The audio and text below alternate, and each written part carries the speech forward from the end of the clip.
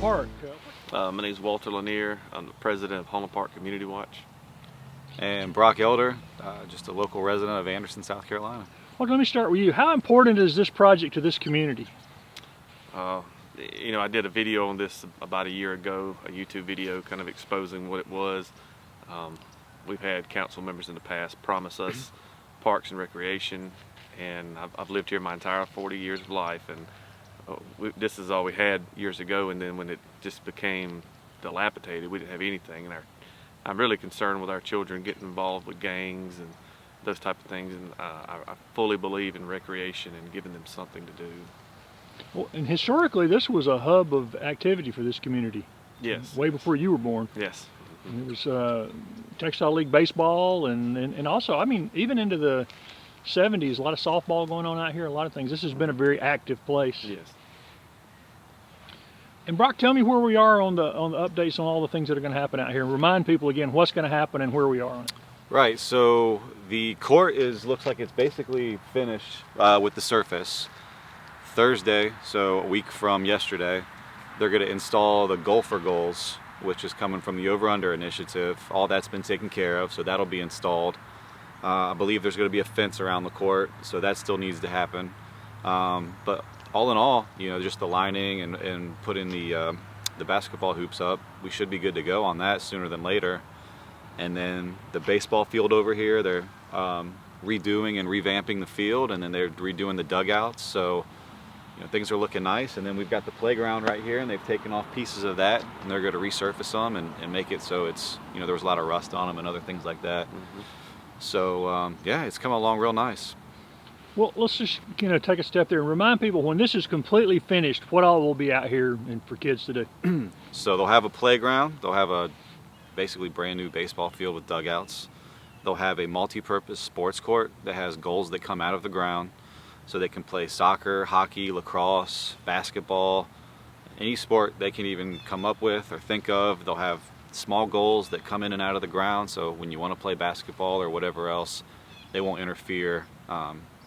So it's going to be one of very few in the country that are actually going to be out there. So this was kind of like a blueprint, because normally what they do is they take existing surfaces and then put the goals in there and revamp it like that. But because of what the county wanted to do and put a basketball court here, this is the first time ever that they've had to make one from scratch and then put the goals in. So it's not rocket science, so to speak, but it's just something they haven't done before. So this will be something that they'll take around the country and replicate all over the place. Do you know when the grand opening may be? Is there any tentative? That's a tough one.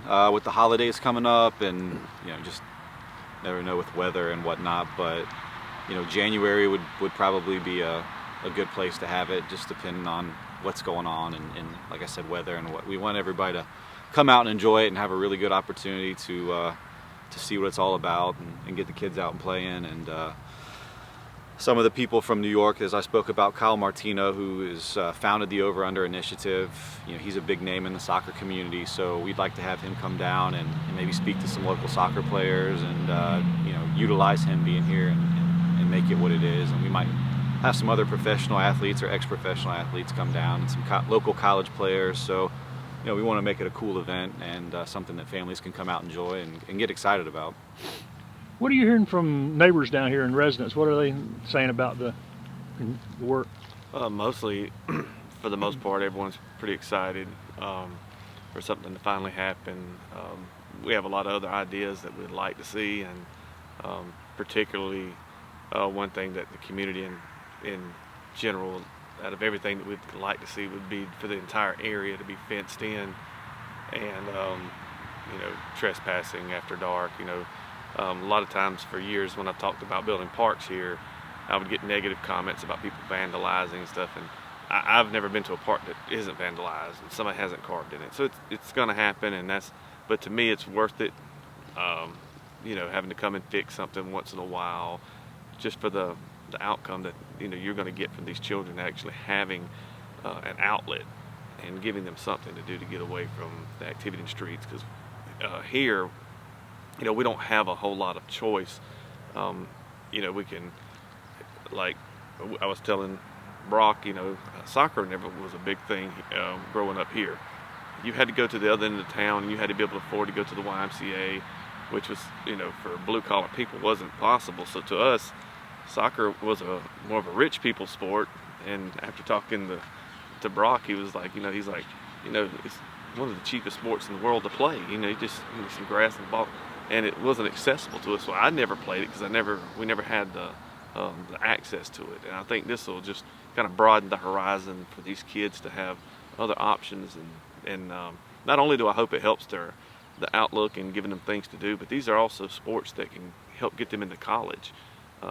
And we have a lot of, we did a basketball program down here at Wellington Park Baptist for a while, and we had a lot of talented kids. And, I just hope to see, I just want the best for the children and the families to have something to do. You think this recreation piece could be sort of the beginning to some other things you'd like to see done in this community? Yes, I'm currently still working on trying to acquire land right up the street for a very small children's park. And what I'm looking at is for it to have a small walking track, and where a mother who has her child with her doesn't feel uncomfortable walking around that track because she has eyes on the child at all times. And I have the backing for it now. At the moment, it's just acquiring the land and then designing it. And where can people follow to know when the grand opening is going to be and when they can come out and see it finished park, Brock?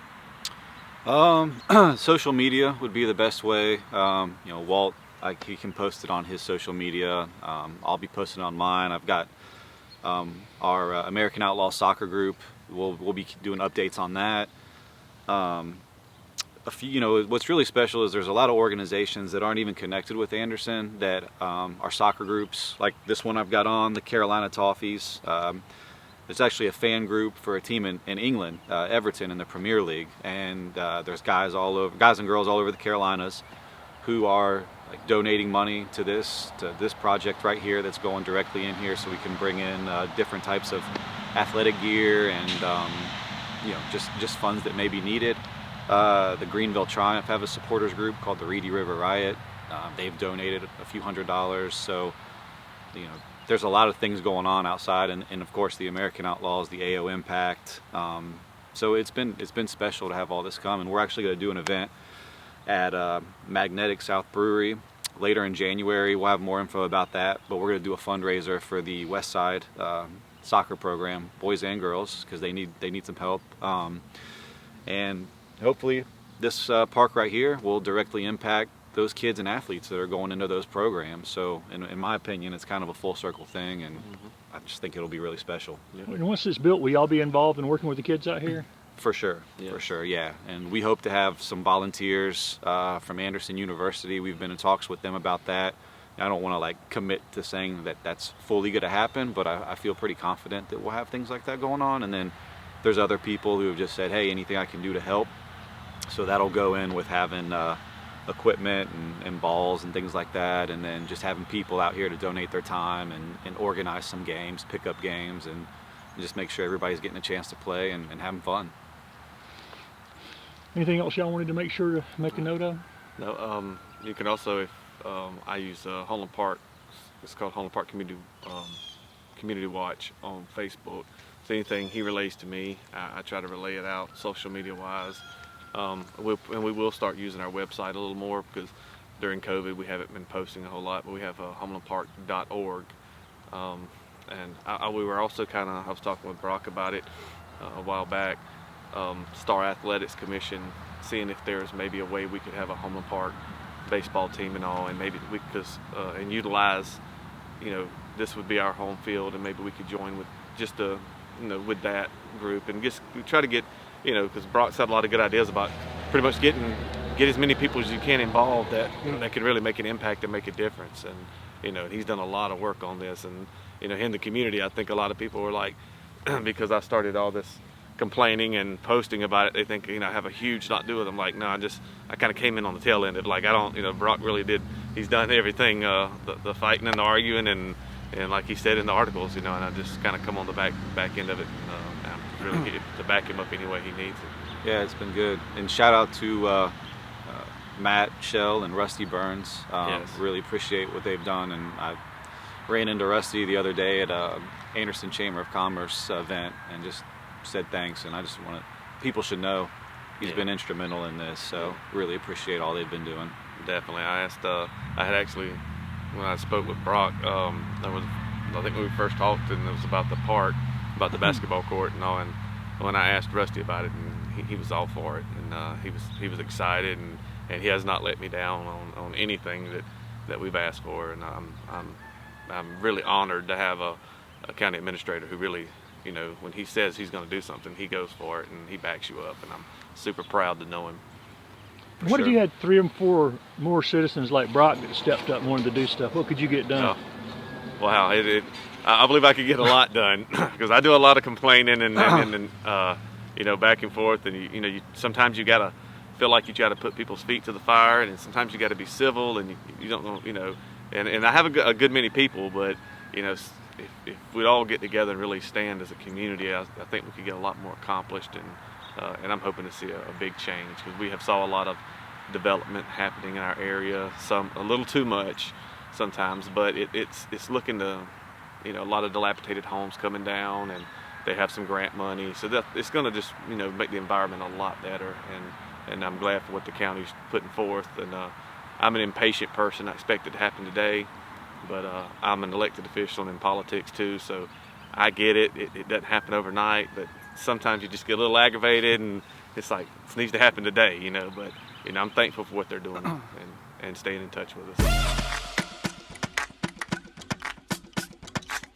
Basketball court can be much more than a basketball court.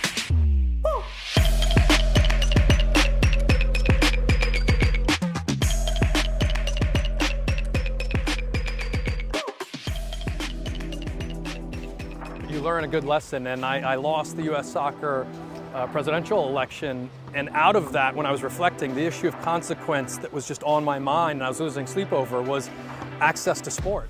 I just tried to find the most simple, low-cost, high-impact way to bring soccer and street hockey and other sports into the life of kids, and take a basketball court and turn it into other things. That's when Over Under was born, is realizing that's the best way to give multiple sports to kids right next to their backyard.